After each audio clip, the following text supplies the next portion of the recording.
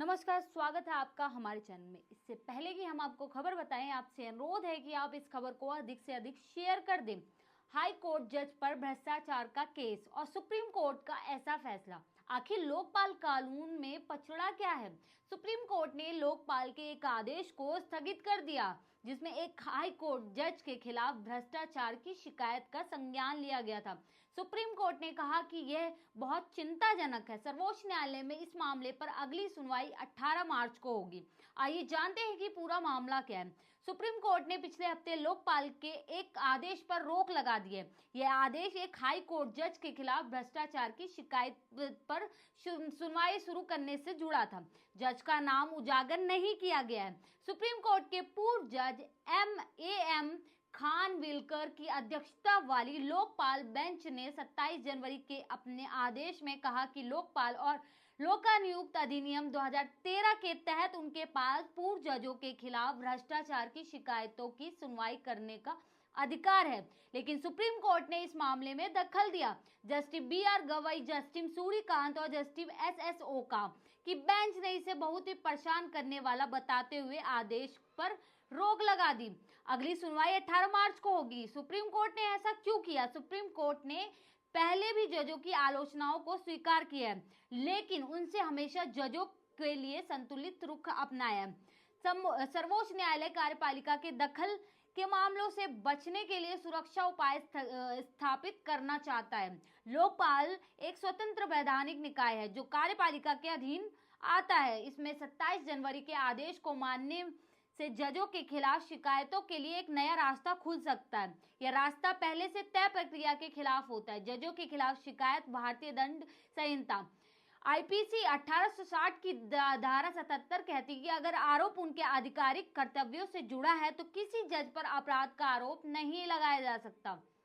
यह प्रावधान भारतीय न्याय संहिता BNS 2023 की धारा 15 में भी है। सुप्रीम कोर्ट ने केस वीर स्वामी बनाम भारत संघ में सुरक्षा की एक अतिरिक्त परत जोड़ी है। मद्रास हाई कोर्ट के पूर्व मुख्य न्यायाधीश जस्टिस वीर स्वामी की आय से अधिक संपत्ति के मामले में CBI जांच चल रही थी। उन्होंने केस रद्द करने के लिए सुप्रीम कोर्ट में याचिका दायर की थी। सुप्रीम कोर्ट ने माना है कि वह लोक सेवक हैं और भ्रष्टाचार निवारण अधिनियम 1947 के तहत अपराधों के लिए उनकी जांच की जा सकती है। हालांकि अदालत ने यह भी कहा है कि किसी जज को फर्जी मुकदमे और अनावश्यक उत्पीड़न से बचाने के लिए भारत के मुख्य न्यायाधीश की सलाह पर राष्ट्रपति को किसी जज के खिलाफ किसी भी आपराधिक मामले को मंजूरी देनी होगी। राष्ट्रपति के लिए बाध्यकारी है कि वह CJI की सलाह माने। ध्यान देने वाली बात यह है कि एक मौजूदा जज के खिलाफ मामला दर्ज करने की प्रक्रिया एक जज पर महाभियोग चलाने की प्रक्रिया से अलग है, जहां संसद से मंजूरी की आवश्यकता होती है। लोकपाल के समक्ष मामला एक हाई कोर्ट जज के खिलाफ 2 शिकायतें दर्ज की गई थी। आरोप था कि उन्होंने एक अतिरिक्त जिला जज और एक अन्य हाई कोर्ट जज को प्रभावित किया था। ये जज एक निजी कंपनी के खिलाफ दायर मुकदमे की सुनवाई कर रहे थे।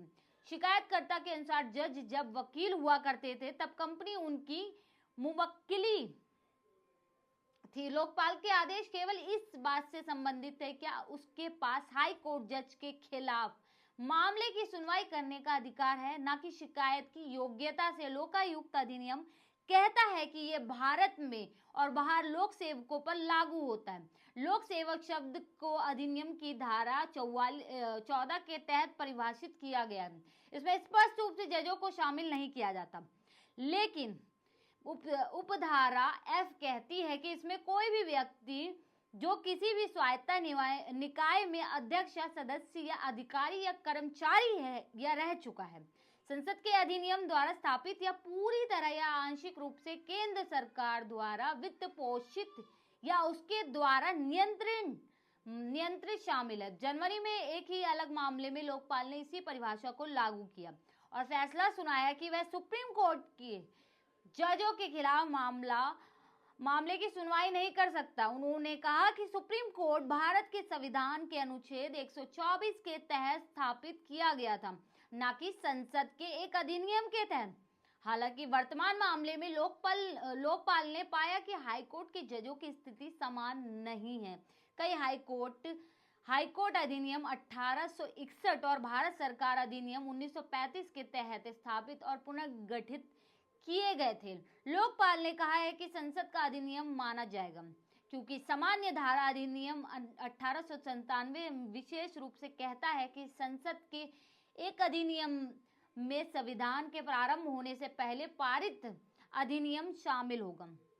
लोकपाल ने कहा है कि ये तर्क देना बहुत ही बचकाना होगा कि हाई कोर्ट का कोई जज किसी भी व्यक्ति की अभिव्यक्ति के दायरे में नहीं आएगा, लेकिन वी स्वामी के फैसले को देखते हुए और पूरी सावधानी बरतते हुए उसने कहा है कि लोकपाल के समक्ष आगे की कार्रवाई में शामिल होना अनिवार्य रूप से हाई कोर्ट जज के खिलाफ आरोपों की जांच है।